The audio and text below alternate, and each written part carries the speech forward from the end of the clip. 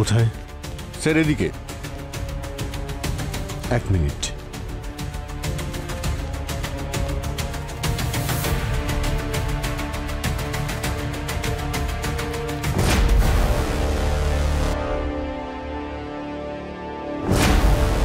মনে হচ্ছে পেন্ট করতে করতে মারা গেছে। এর পেন্টিং তো অমর হয়ে গেছে। আপনি একটু ওদিকে যাবেন।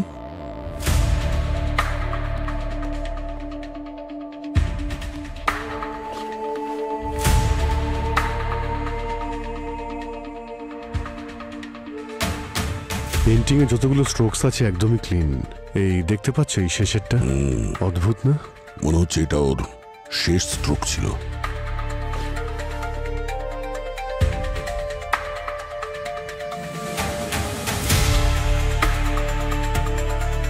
স্যার স্যার বডিতে কোনো আঘাতের চিহ্ন তো দেখছি না। স্যার বিষও দেওয়া হয়নি, ক্লিন। ক্লিন থাকলে মারা গেল কি করে? জায়গাটা ভালো করে চেক করুন। খুন যখন হয়েছে তো প্রমাণ নিশ্চয়ই থাকবে।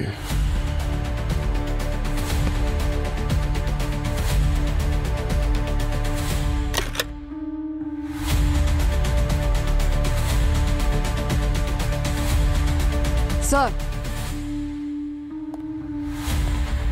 ফোন পাওয়া গেছে, হয়তো রঞ্জিতের। লক আছে।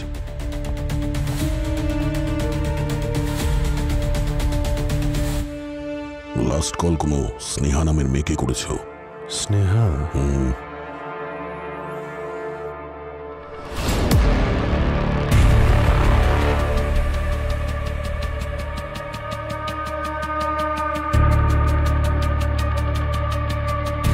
এই কাপে লিপস্টিকের চিহ্ন রয়েছে, মানে এখানে কেউ এসেছিল। এটা স্নেহা কিংবা ওর ওয়াইফ মালিনীও হতে পারে।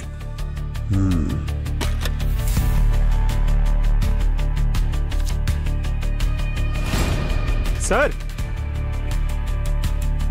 এই ডায়েরি আর এই ফটোগুলো বক্সে পেলাম।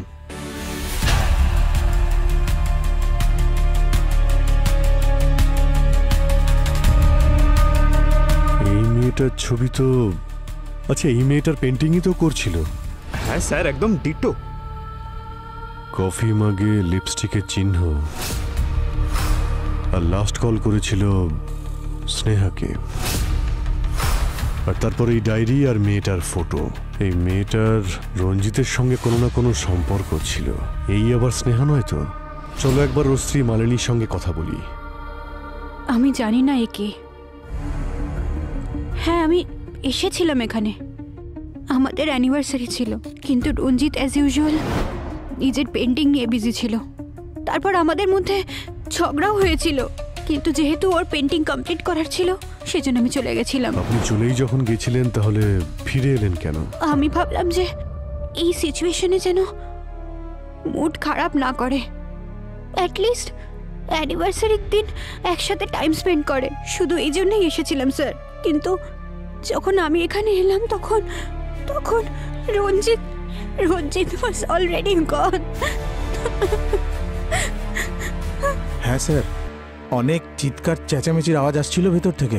স্যার আর ম্যাডাম দুজনেরই মাথা গরম ছিল। এই রঞ্জিত স্যারের মনে হচ্ছে কোনো মেয়ের সঙ্গে চক্কর ছিল, আর সেই জন্যই ম্যাডাম বারবার হুমকি দিয়ে বলছিল ওকে ভুলে যাও, তা না হলে ঠিক হবে না। মেরে ফেলারও কি হুমকি দিয়েছিল নাকি? হুমকি মানে স্যার খুব আজে বাজে কথা বলছিল। আমার তো বলতেও খুব লজ্জা করছে স্যার। আচ্ছা, তোমার কি এটা মনে হয় যে তোমার ম্যাডামই তোমার সাহেবকে মেরেছে? আসলে ব্যাপারটা কি স্যার, ম্যাডাম খুব রেগে এখান থেকে চলে গিয়েছিলেন।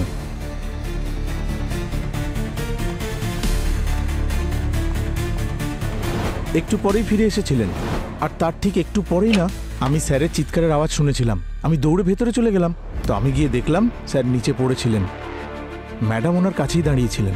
স্যার, স্যার, এ কি করলেন আপনি ম্যাডাম? এ কি করলেন? তাই স্যার আমার মনে হচ্ছে ম্যাডামই স্যারকে খুন করেছেন। এই মেয়েটাকে কি চেনো তুমি? না স্যার। আচ্ছা, স্নেহা নামের কোনো মেয়ের কথা শুনেছিলে? ও রঞ্জিত স্যারের স্টুডেন্ট ছিল। রঞ্জিত স্যার একা কাজ করা পছন্দ করতেন, কিন্তু ও এখানে আসতো আর অনেক রাত পর্যন্ত ওনার সঙ্গে কাজ করার জন্য থেকে যেত। খুন হওয়ার আগে অন্য কেউ কি দেখা করতে এসেছিল এখানে? আমার থাকাকালীন তো সেরকম কেউ আসেনি। হ্যাঁ, মানে মাঝখানে আধ ঘন্টার জন্য আমি খাবার খেতে গিয়েছিলাম স্যার, সেই সময় যদি কেউ এসে থাকে তাহলে। মালিনী তো সোজা রঞ্জিতের ঘরে চলে গেল। হ্যাঁ স্যার, আর খুব রেগেছিল মনে হচ্ছে।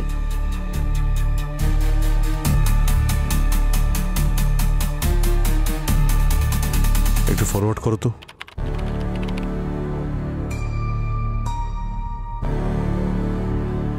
এই এই মেয়েটা কি? জানি না স্যার।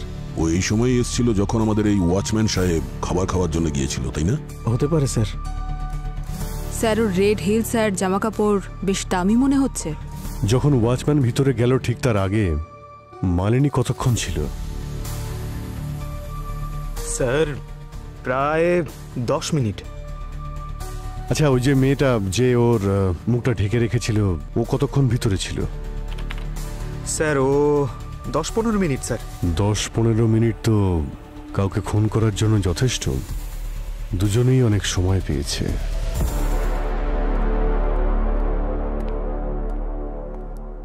পঙ্কজ, ওই রেড স্যান্ডেলের মেয়েটার ব্যাপারে জানতে পারলে কিছু?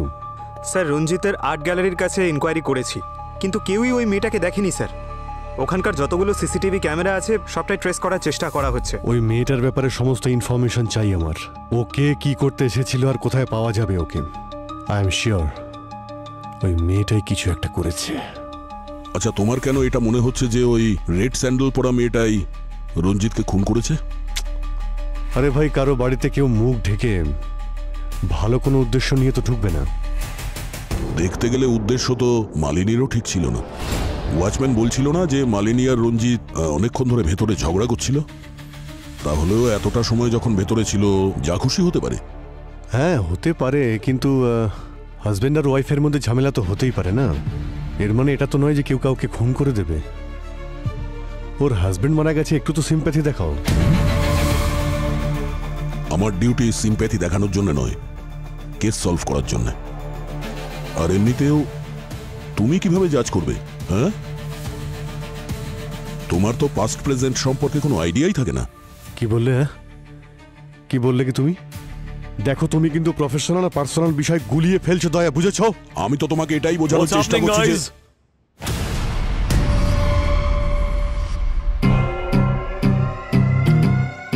কি হচ্ছে এখানে? তোমরা দুজনে নিজেদের ইগো এই বিউরোর বাইরে রেখে আসবে। এখানে শুধুমাত্র ডিউটির কথা হবে। স্যার, আমি অভিজিৎকে এটাই বোঝানোর চেষ্টা দয়া। করছিলাম। তোমরা দুজনে যদি এইভাবে নিজেদের ওপর এইভাবে আঙুল তুলতে থাকো, তাহলে এই কেসটা কখনোই সলভ হবে না। আমি তোমাকে অন্য কেস দিচ্ছি, আমি আর অভিজিৎ এই কেসটা দেখে নেবো। কিন্তু sir, that's an order.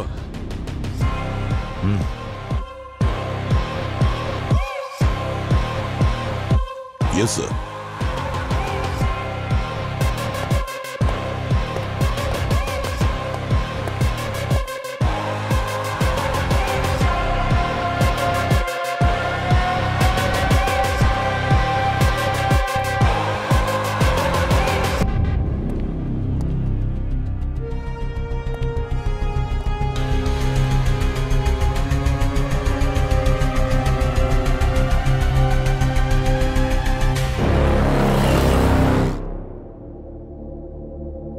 Sneha, এই ছবিতে আপনাকেই দেখা যাচ্ছে, তাই না? আপনি কি করে বলতে পারেন এটা আমি? ম্যাডাম, প্রশ্ন আমরা করব আর উত্তর আপনি দেবেন। এটা বলুন যে কাল রাতে আপনি রঞ্জিতের সাথে মিট করেছিলেন নাকি করেননি? না, কাল রাতে আমি সিটি হসপিটালে ছিলাম। আমার ভাইয়ের অ্যাক্সিডেন্ট হয়েছিল। আপনারা চাইলে সিটি হসপিটালে কল করে জিজ্ঞেস করতে পারেন। না না, আপনি টেনশন নেবেন না, সেসব খোঁজ আমরা নিয়ে নেব। আপনি এটা বলুন যে কি মনে হয় আপনার, কে খুন করতে পারে রঞ্জিতকে? না, আমার কারোর উপর ডাউট নেই, কিন্তু আমি রঞ্জিতকে 2-3 বার ফোনে ঝগড়া করতে শুনেছি কারোর সাথে। যখন জিজ্ঞেস করেছি তখন বলেছে কাজের প্রেশার, কিন্তু আসল ব্যাপারটা অন্য ছিল। ও নিজের সব পেন্টিংস কভার করতে শুরু করে দিয়েছিল আর ওর স্টুডিওর সব লক চেঞ্জ করিয়ে দিয়েছিল। ওই আর্গুমেন্ট যেদিন হয়েছিল, ডেটটা মনে থাকলে এতে লিখে দিন। স্যার,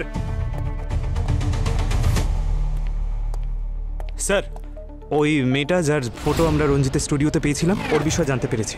ওর নাম হলো কাজল। কাজল রঞ্জিতের স্টুডেন্ট ছিল, আর কিছুদিন আগে ও রঞ্জিতের বিরুদ্ধে একটা এফআইআরও করেছিল রিলেশনশিপে চিটিং করার জন্য। আর স্যার, কিছুদিন পর এফআইআরটা তুলেও নিয়েছিল আর দিল্লিতে বাবা মায়ের কাছে চলে গিয়েছিল। পঙ্কজ পুরবি, তোমরা দিল্লি রওনা হও এক্ষুনি, সব এনকোয়ারি করে এসো। Okay? I am sorry sir, but that's not possible. 1 মাস আগে কাজল সুইসাইড করেছিল। হোয়াট?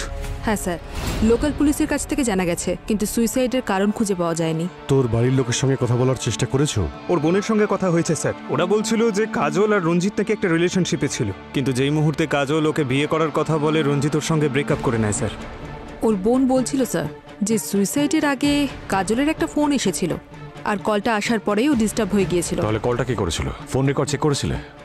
রঞ্জিত করেছিল। রঞ্জিত? পঙ্কজ, একটা কাজ করো, রঞ্জিতের ডায়েরিতে যত ডেট আছে খোঁজ নিয়ে দেখো এই ডেটগুলোতেও কোথায় ছিল, সমস্ত ডিটেলস বের করো। আচ্ছা স্যার। মিথ্যে বলবেন না মালিনী দেবী, আপনার হাজবেন্ডের ওপর ওই কাজল কেস করেছিল, আর আপনি বলছেন আপনি কিছুই জানেন না। দেখুন, যা যা হয়েছিল আপনি যা জানেন সত্যি বলে দিন আমাদেরকে, না হলে আমরা গ্যারান্টি দিতে পারবো না যে আপনাকে আর কতগুলো দিন এই বিয়েরতে কাটাতে হবে। হ্যাঁ স্যার, আমি একে চিনতাম, আর এটাও জানতাম যে আমার হাজব্যান্ডের এর সাথে অ্যাফেয়ার ছিল। আমি এই জন্যেই কিছু বলিনি, কারণ অকারণে পাবলিকে আমার আর রঞ্জিতের নাম খারাপ হতো।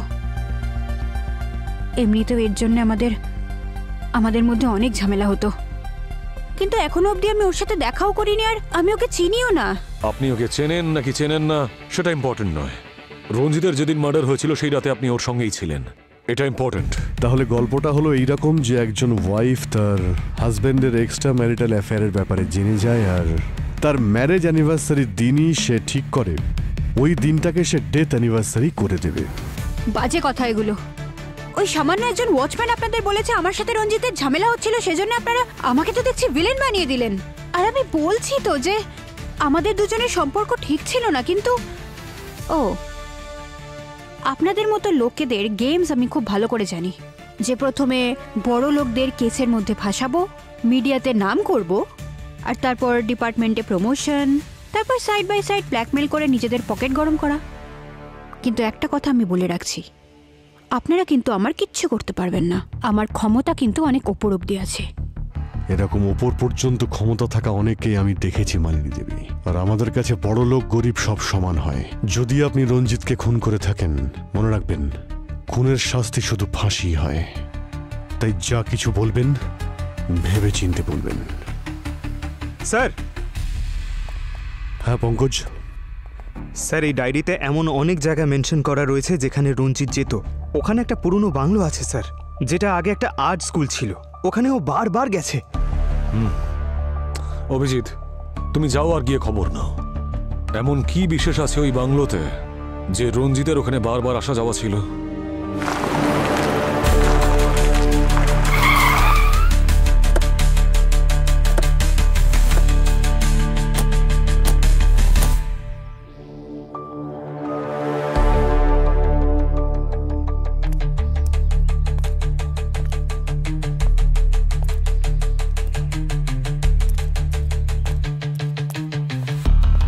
স্যার, ভেঙে দেবো?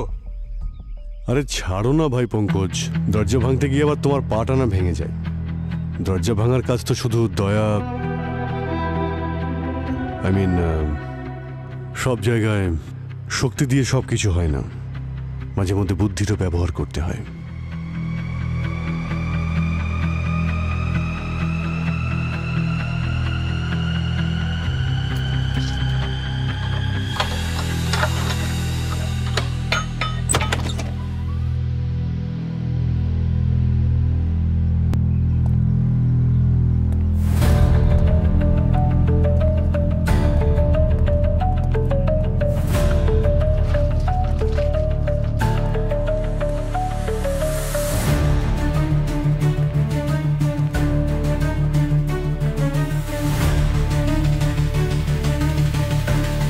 এতগুলো পেন্টিং!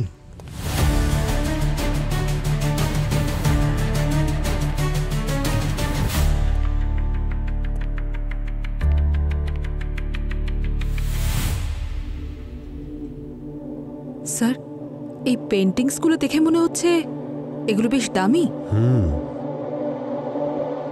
রঞ্জিত কি এখানে পেন্টিং এর জন্যই আসতো নাকি? স্যার, এই রঞ্জিতের মৃত্যুর পিছনে নিশ্চয়ই অন্য কারণ আছে। ঠিক বলেছ। একটা কাজ করো, বাংলোটাকে সিল করে দাও। খোঁজ নিয়ে দেখো বাংলোটা কার, আর এই সমস্ত পেন্টিংগুলো তোলো।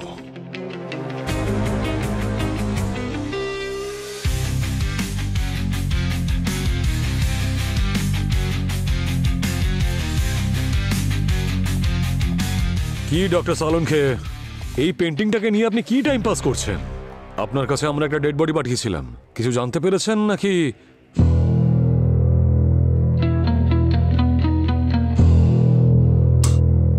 আরে অভিজিৎ, বড় অদ্ভুত কেস নিয়ে তুমি এসেছো।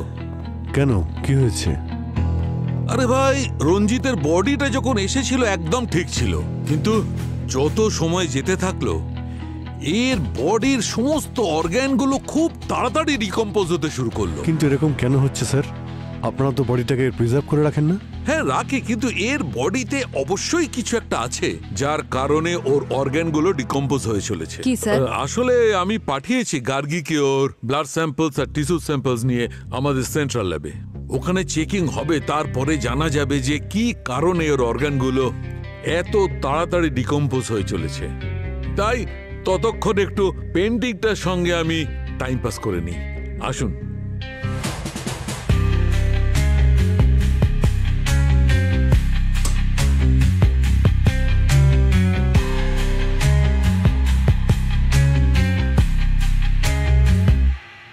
এই দেখুন, পেন্টিং এর সঙ্গে টাইম পাস করে আমি কি পেয়েছি। কিছু রহস্যকে রহস্য রাখার জন্যে মরতেই হয়। এমন কোন রহস্য আছে যে কারণে রঞ্জিতকে এইভাবে মরতে হয়?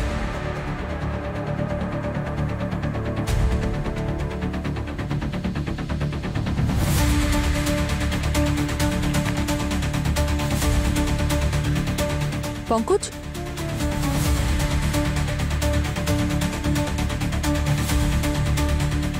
এই দেখো। অভিজিৎ স্যারকে ফোন করছি।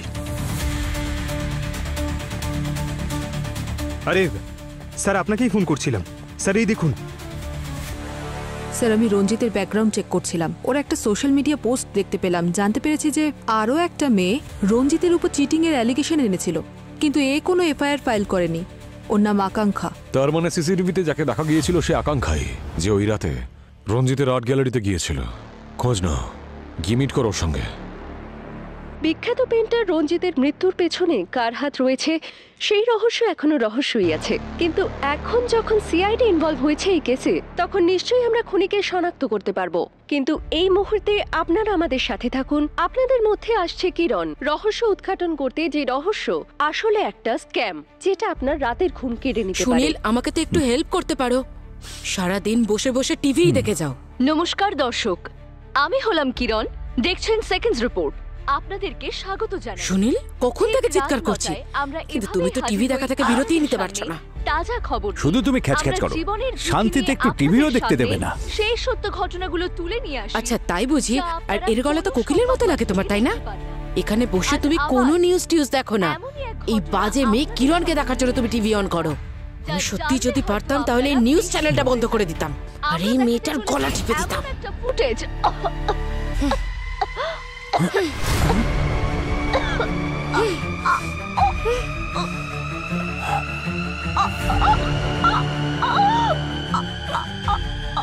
এই তো মরে গেল। খবর করতে করতে নিজেই খবর হয়ে গেল। ভয় লাগছে আমার। আমার গলাটা টিপে দিও না, আর কখনো খবর দেখবো না। 1 মিনিট, দেখে দেখি সরে যান। স্যার এদিকে।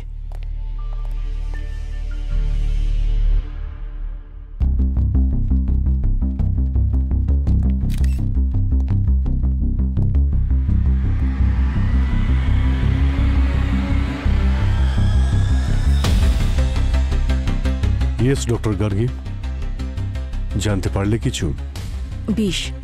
20 দিয়ে মারা হয়েছে ওকে।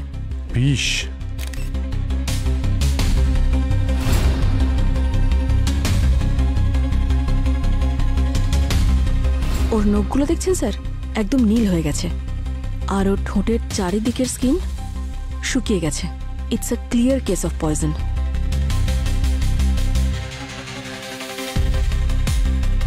দেখি পিছিয়ে দাঁড়ান, পিছিয়ে।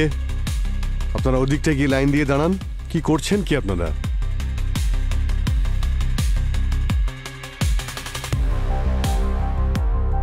স্টুডিওটাকে ভালো করে চেক করো। বিষ এখানে দেওয়া হয়েছে মানে কোনো না কোনো এভিডেন্স তো অবশ্যই থাকবে।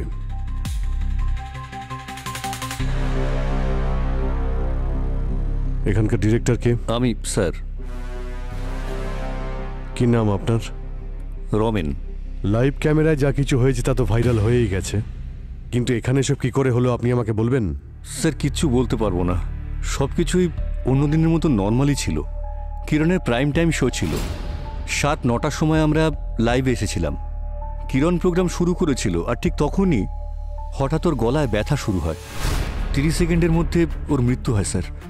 হ্যাঁ স্যার, সব কিছু এত স্পিডে হলো যে কিছু বোঝাই গেল না।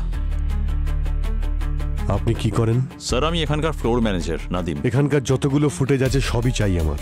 Okay sir. আর কিরণের মৃত্যুর আগে ও কার কার সঙ্গে দেখা করেছিল? স্যার টেলিকাস্টের একটু আগেই আমি ওকে কিরণের কাছাকাছি দেখেছিলাম। আমি ছিলাম তো কি হয়েছে স্যার? ও এখানকার স্টার ছিল, অফিসে যেই আসতো ওর সঙ্গে দেখা করতে চাইতো। কিন্তু স্যার আপনারা সমস্ত প্রশ্ন আমাকে কেন করছেন? এই যে নয়না আছে, নয়নাকে জিজ্ঞাসা করুন। স্যার আমি নয়না আর কিরণকে না, প্রত্যেককে জেলে ঢুকিয়ে দেবো, ছাড়বো না আমি কাউকে। কোথায় আছে সব বাইরে বেরো। কিরণকে মেরে ফেলেছো তোমরা সবাই। এক মিনিট ওনাকে ছাড়ো। কে আপনি? স্যার আমি কিরণের হাজবেন্ড। আই এম শিওর এরাই দোষী, কিরণকে মেরে ফেলেছে এরা সবাই। আপনি বলুন এত সিকিউরিটির পরও ওকে কেউ কিভাবে মারতে পারে? আপনি কোথায় ছিলেন যখন কিরণ মারা যায়? স্যার আমি নিজের বাড়িতেই ছিলাম, কিরণের সাথে এইসব হচ্ছিল আর আমি কিচ্ছু করতে পারিনি। দাঁড়িয়ে সব দেখতে হলো আমাকে। আমার চোখের সামনে কিরণ দম বন্ধ হয়ে মারা গেল স্যার, আমি কিচ্ছু করতে পারলাম না ওর জন্য। আচ্ছা মিস্টার কবির, আপনি কাউকে সন্দেহ করেন? স্যার আমি তো বললাম এরা সবাই এনাদের সবাইকে আমি জিজ্ঞাসাবাদ করছি, ইনভেস্টিগেশন চলছে। এনাদের ছাড়া আর কাউকে সন্দেহ হয় আপনার? আই মিন কিরণের সঙ্গে কারোর কোনো ঝামেলা হয়েছিল বা আপনার কোনো শত্রু? স্যার জোর দিয়ে আমি তেমন কিছু বলতে পারবো না, কিন্তু কিরণ কিছুদিন ধরে টেনশনে ছিল। আমি ওকে জিজ্ঞেস করলাম যে কি হয়েছে, আমাকে বলতে পারো তো, কিন্তু ও বললো যে অফিসে অনেক কাজ আছে, অনেক স্ট্রেস।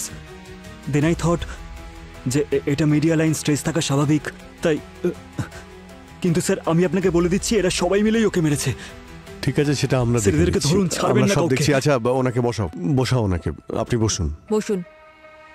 আমি একটু পরে আপনার সঙ্গে কথা বলছি, বসুন আপনি।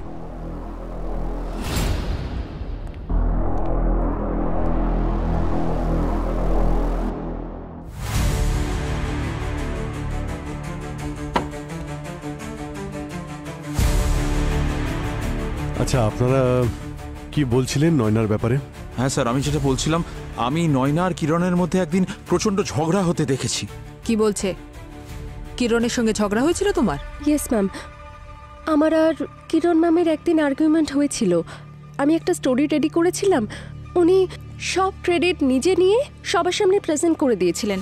তাই আমি ডিসাইড করেছিলাম যে ওনার ওই স্টোরির এমন স্টিং অপারেশন করব যে সারা জীবন মনে রাখবে। স্যার আমার মনে অন্য কিছু ছিল না, শুধু আমি অফিসে সবার সামনে এক্সপোজ করতে চেয়েছিলাম। আপনি করেছিলেন স্টিং অপারেশন? Yes sir. আমরা কি দেখতে পারি? Ma'am that's not fair. ওই স্টোরিটা আমি অনেক মাস খেটে লিখেছি, ওই ইনফরমেশনগুলোর জন্য আমি কত রিস্ক নিয়েছি, আর আপনি এভাবে আমার প্রজেক্ট থেকে আমাকেই বার করে দিলেন। রিল্যাক্স বেবি, তুমি এখনো একজন জুনিয়র রিপোর্টার। তুমি যদি ওই নিউজটা করো, মানুষজন ওতে ইন্টারেস্ট দেখাবে না, কেউ ঘুরেও তাকাবে না। তার মানে 0 টিআরপি। কিন্তু ওই রিপোর্টটাই যদি আমি সবার সামনে প্রেজেন্ট করি, তাহলে তখন ওটা ব্লকবাস্টার হয়ে যাবে। আর তোমার যদি এতই সমস্যা থাকে তাহলে কোনো ব্যাপার নয়, আমাকে বলো। তাহলে কাল সকালে টেস্টে তুমি টার্মিনেশন লেটার পাবে, ওকে? স্যার আমি শুধু আমার স্টোরি, আমার পরিশ্রমের ক্রেডিট চেয়েছিলাম, আর কিছু না। আর এইসবের মাঝে কিরণ ম্যামের মার্ডার কে করেছে আমি সত্যিই জানি না। কে মেরেছে আর কেন মেরেছে সেসব তো আমরা জানবই। স্যার আপনি বিশ্বাস করুন বা না করুন, কিরণ অনেস্ট ছিলেন না। উনি এই অফিসেও সবাইকে ঠকিয়েছেন। আর কাকে উনি ঠকিয়েছেন? রোহিতকে ঠকিয়েছেন। মিস্টার রোহিত, আপনার সঙ্গে কি হয়েছিল? স্যার আমি আর কিরণ একসাথে প্রাইম টাইম শো চালাতাম। ও আমাকে ব্ল্যাকমেল করে আফটারনুন স্লটে ঠেলে দিল। ব্ল্যাকমেল তো কেউ তখন করে যখন কেউ কোনো খারাপ কাজ করে থাকে। তাড়াতাড়ি বলো কি করেছিলে তুমি। আমি বলছি স্যার, আর আর আমার তেমন কিছু লুকোনোরও নেই। আমি একবার ভুল করে ভুল নিউজ চালিয়ে দিয়েছিলাম, আর কিরণের কানে সেটা পৌঁছে গিয়েছিল, আর ও আমার কেরিয়ার নিয়ে হুমকি দিয়েছিল, আর সেজন্য আমি চুপচাপ প্রাইম টাইম ছেড়ে দিয়েছিলাম। মিস্টার রোহিত, নিউজ চালানো একটা দায়িত্বের কাজ। এরপরে এরকম ভুল না করলেই ভালো হবে। হ্যাঁ স্যার। আমি সব জায়গায় খুব ভালো করে দেখেছি স্যার, বিষের কোথাও কোনো ট্রেস নেই। আচ্ছা ডক্টর গার্গী, কিছু পেলে তুমি? স্যার আমি সব কিছু চেক করে নিয়েছি, কিন্তু বিষের কোনো সোর্স পাইনি। কি বলছো কি তুমি? মার্ডার যখন হয়েছে সবকিছু হাওয়াতে কি করে মিলিয়ে গেল? স্যার বডিটা ল্যাবে নিয়ে যেতে হবে, পোস্টমর্টম করার পরেই আমি কিছু বলতে পারবো। ঠিক আছে, বডিটাকে ফরেন্সিক ল্যাবে পাঠানোর ব্যবস্থা করে দিচ্ছি আমরা।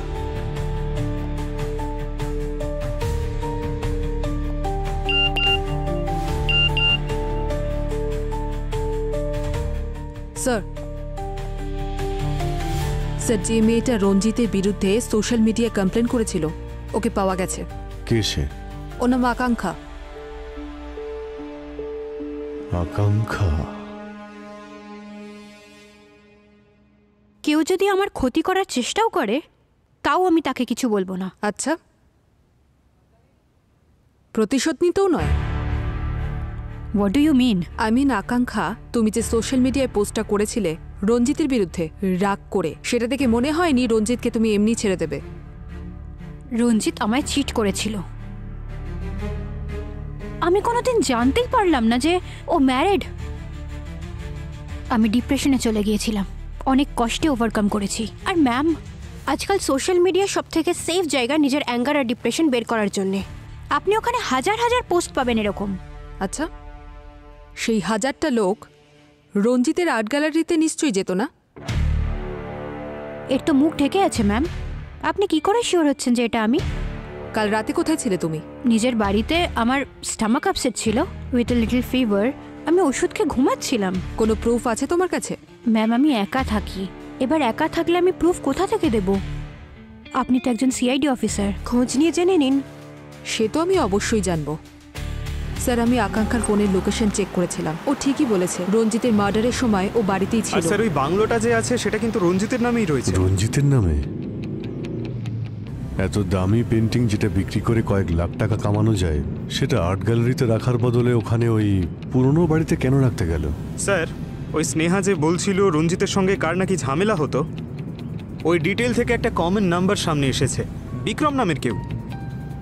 একের পর এক চরিত্র দেখছি বেড়েই চলেছে এখানে। এই বিক্রমের অ্যাড্রেস কি আছে? ওহো, কি এলো এখন আবার?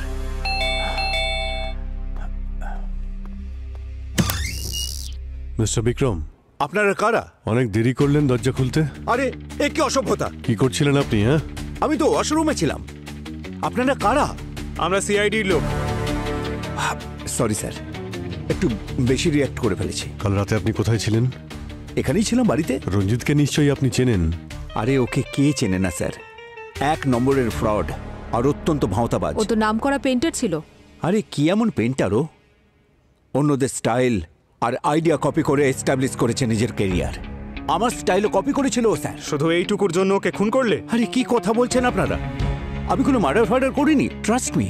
আপনার সঙ্গে ফোনে নাকি প্রায় ঝামেলা হতো ওর সঙ্গে, শুনেছি আপনি হুমকিও দিয়েছিলেন। স্যার সেদিন ও আমাকে এত বাজে বাজে কথা বলেছিল, যাতে কিছু খারাপ কথা আমিও বলেছিলাম ওকে। That's it. আর রাগের মাথায় মানুষ তো অনেক কিছুই খারাপ কথা বলে ফেলে। তার মানে তো এই নয় স্যার আমি ওকে মার্ডার করেছি।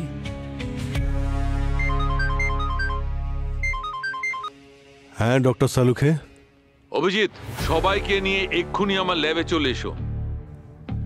Okay sir, sure. আরে সালুঙ্খে স্যার কোথায় গেলেন? সালুঙ্খে স্যার কোথায় গেলেন? আরে পেন্টিং এর এক্সিবিশন লাগিয়ে কোথায় চলে গেলেন স্যার? আরে নতুন কোনো ব্যবসা শুরু করেছেন নাকি? কেন চেঁচাচ্ছ পঙ্কজ? আপনাকে দেখতেই তো পাচ্ছিলাম না। তবে বাড়ি চলে যেয়ে দেখা করতে। Sir please. স্যার আপনি এত আর্জেন্ট আমাদের কেন ডাকলেন? আর্জেন্টলি আমি এই জন্য ডেকেছি অভিজিৎ, কারণ আমি রঞ্জিতের খুনিকে জানতে পেরেছি। কি? কে? কাজল। কাজল মেরেছে রঞ্জিতকে। আরে স্যার এসব কি বলছেন বলুন তো আপনি? কাজল তো নিজেই মারা গেছে, ও কি করে মারবে? পঙ্কজ, কাজলের পেন্টিংটা মেরেছে রঞ্জিতকে। কাজলের পেন্টিং?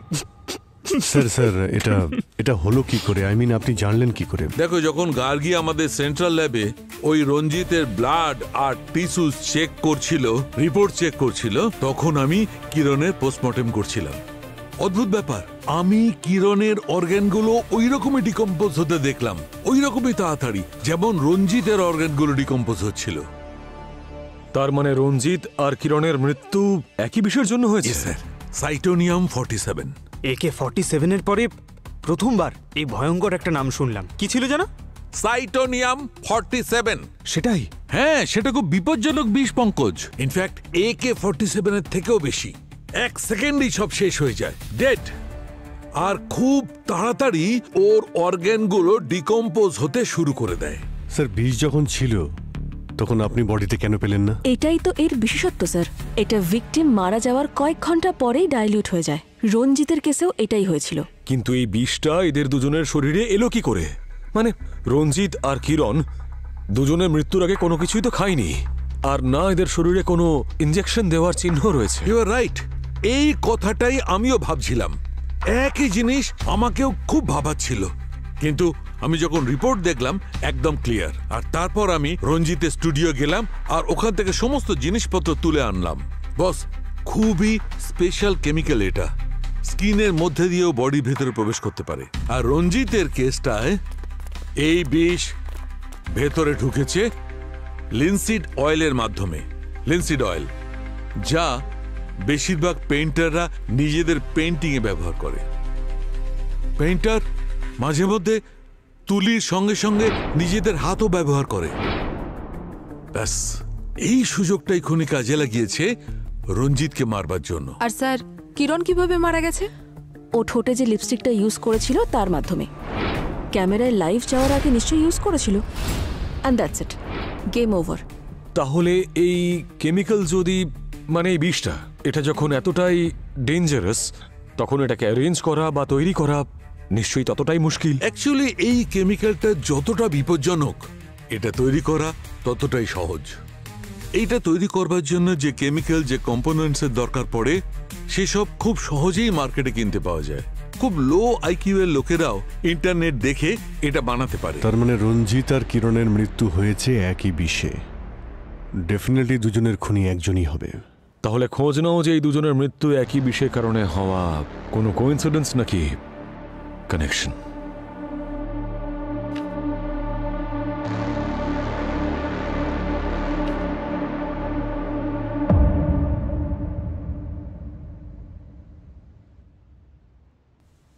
স্যার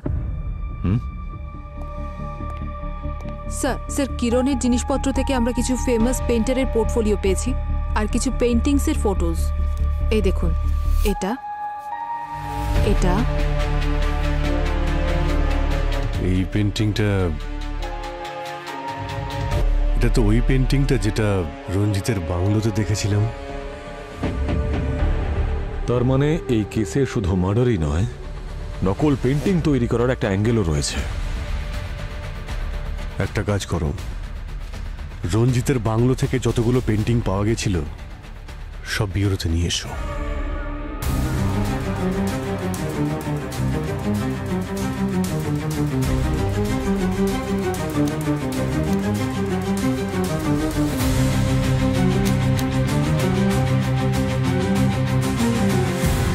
স্যার, আমরা জানতে পেরেছি এই পেন্টিংসের অরিজিনাল কপি লন্ডন, অস্ট্রেলিয়া আর সাউথ আফ্রিকাতে রয়েছে।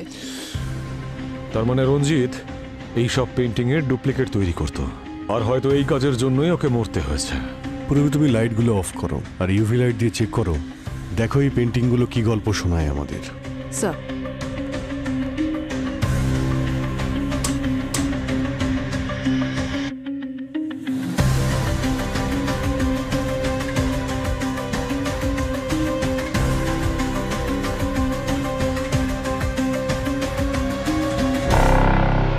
এই পেন্টিংগুলো বিক্রি করার জন্য হয়তো এই কোডটা প্রয়োজন।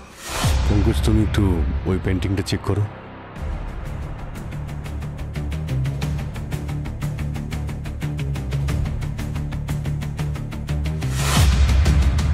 এই ফ্লাওয়ারের চিহ্ন ওই পেন্টিংয়েও ছিল আর এই পেন্টিংয়েও আছে। আচ্ছা, এক কাজ করো, এটা দেখো তো। এই দেখুন স্যার, সব পেন্টিংয়ে কোড দেওয়া আছে আর ফ্লাওয়ারের চিহ্ন। এই ফ্লাওয়ারের চিহ্ন আমি কোথাও দেখেছি।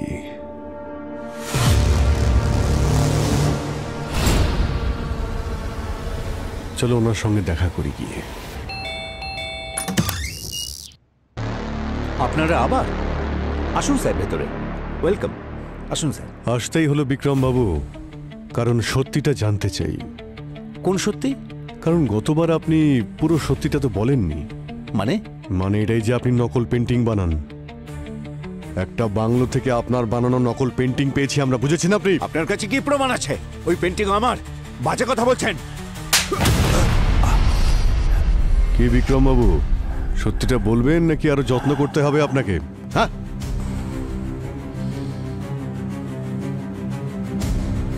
হ্যাঁ স্যার, আমি আমার পেন্টিং এর সিগনেচারের সাথে সাথে একটা ফ্লাওয়ারও বানিয়ে দিই। অনেক টাকা পাই স্যার নকল পেন্টিং এর জন্য। কন্ট্রাক্ট কে দেয় জানি না স্যার, কখনো দেখিনি তাকে। ইনফ্যাক্ট আমি গলাও শুনিনি কখনো। আমি শুধু পেন্টিংটা বানিয়ে বাংলোর বাইরে রাখতাম। সেখানে আমি টাকা আর একটা লেটার পেতাম। তার ভেতর থাকতো যে পেন্টিং বানাতে হবে তার ফটো। তা এইসব নিয়ে রঞ্জিতের সঙ্গে কেন ঝগড়া হলো? তেমন কিছু না, ও আমার ইল্লিগাল কাজের ব্যাপারে জানতে পেরে গিয়েছিল। আমাকে হুমকি দিচ্ছিল, বলেছিল আমি কাজ বন্ধ না করলে সবার সামনে আমাকে এক্সপোজ করে দেবে। স্যার, রঞ্জিতকে মারা হয়েছে কারণ ও নকল পেন্টিংসের বিজনেসকে এক্সপোজ করতে চেয়েছিল। কিন্তু কিরণকে মারা হলো কেন? খুনির সাথে ওর কি সম্পর্ক? কিছু তো ব্যাপার রয়েছে, না হলে খুন করবেই বা কেন? স্যার, এই বিক্রমের কথায় আমরা বিশ্বাস করতে পারি না স্যার। এই কেসটাতে সবাই মিথ্যে কথা বলছে। ক্রিমিনাল আবার কবে সত্যি বলে পঙ্কজ? এটা তো আমাদের কাজ খুনিকে ধরা আর সত্যিটাকে সবার সামনে আনা। যতক্ষণ না এই কেসের সমস্ত সূত্র পাচ্ছি, এই বিক্রম আমাদের র্যাডারেই থাকবে। এখন আমাদের লক্ষ্য হলো ওই লাল স্যান্ডেল পরা মেয়েটা। স্যার, রঞ্জিতের পুরনো বাংলোতে যেখানে নকল পেন্টিংসগুলো পাওয়া গিয়েছিল, ওর আশেপাশে যতজন ছিল সবার নাম্বার ট্রেস করেছি। একটা নাম দেখে আপনিও চমকে যাবেন। এই দেখুন, সূত্র পেয়ে গেছি।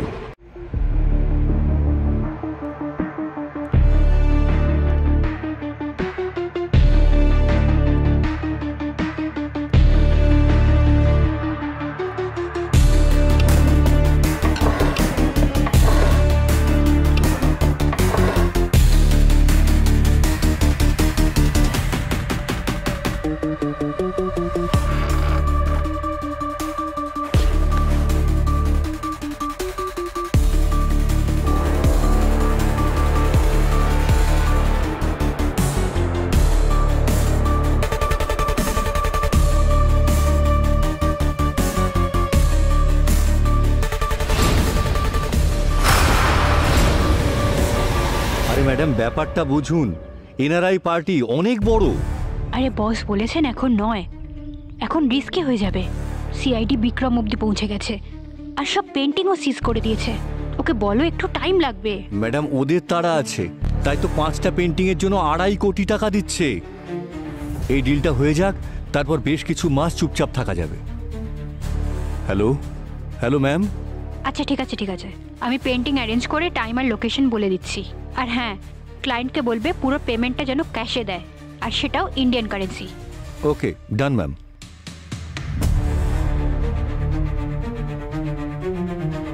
স্যার, আপনারা যা বলেছিলেন তাই তো করলাম। এখন কিছু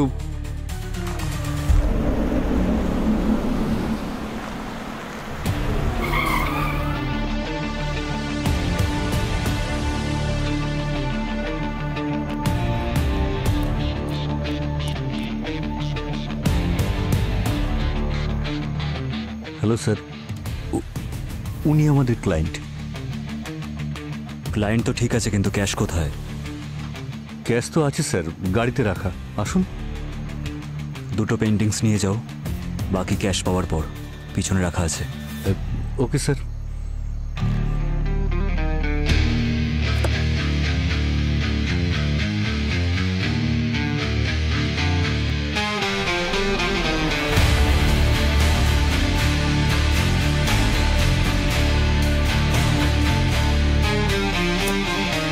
আমার চোখের সামনে কিরণ দম বন্ধ হয়ে মারা গেল স্যার, আর আমি ওর জন্য কিচ্ছু করতে পারলাম না। নিজের অ্যাঙ্গার আর ডিপ্রেশন দেখানোর জন্য আজকাল সোশ্যাল মিডিয়া সব থেকে সেফ জায়গা। স্যার পেন্টিং, বাকি পেন্টিংগুলো ক্যাশ পাওয়ার পরে দেবেন।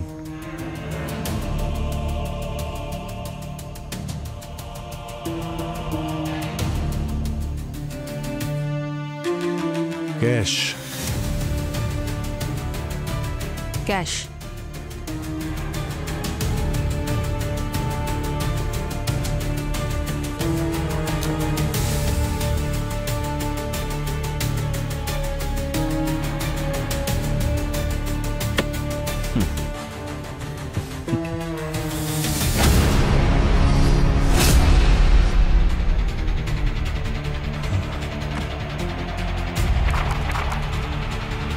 এগুলো তো নকল নোট। হ্যাঁ,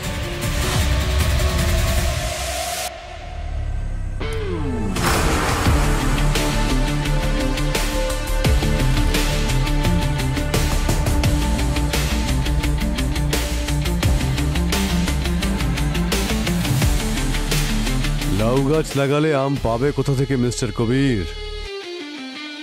নকল পেন্টিং যখন নকল ক্যাশ। সিআইডি?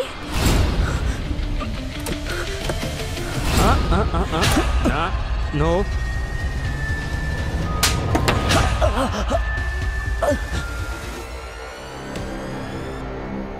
স্যার, রঞ্জিত আমার নকল পেন্টিংসের বিজনেসের ব্যাপারে জানতে পেরে গিয়েছিল। ও বলেছিল যে আমার এই বিজনেসটা বন্ধ করতে হবে, না হলে ও আমাকে সবার সামনে এক্সপোজ করে দেবে। কিন্তু যখন আমি বিজনেসটা বন্ধ করলাম না, তখন ও কিরণের সাথে দেখা করলো যাতে মিডিয়ার সামনেই কথাগুলো আসতে পারে।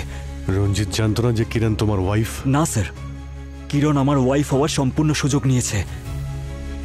আমি ওকে কারোর সাথে ফোনে কথা বলতে শুনেছিলাম স্যার, যে ও প্রাইম টাইমে আমাকে এক্সপোজ করে দেবে, জেলে পাঠিয়ে দেবে আমাকে, আর তারপর আমার থেকে ডিভোর্স নিয়ে অ্যালুমিনির টাকা নিয়ে এনজয় করবে। স্যার, রঞ্জিত আর কিরণকে রাস্তা থেকে সরিয়ে দেওয়ার জন্য আমি একটা প্ল্যান করলাম, আর সেটার জন্য আমি আকাঙ্ক্ষাকে পাশে পেলাম। কারণ আমি আকাঙ্ক্ষা আর রঞ্জিতের পাস্টের ব্যাপারে অনেক কিছু জানতাম, আর আমি এটাও জানতাম যে ও অবশ্যই প্রতিশোধ নেবে। রঞ্জিতের মতো চিটার মারা গেছে, ঠিকই হয়েছে। আই এম গ্ল্যাড আমার হাতেই মরেছে, সেজন্যই আমি ওর সাথে হাত মিলিয়েছিলাম। যেদিন আমি রঞ্জিতের সাথে দেখা করতে গেছিলাম, সেদিন ওর পেন্টিং অয়েলটা আমি চেঞ্জ করে দিয়েছিলাম পয়জন অয়েলের সাথে।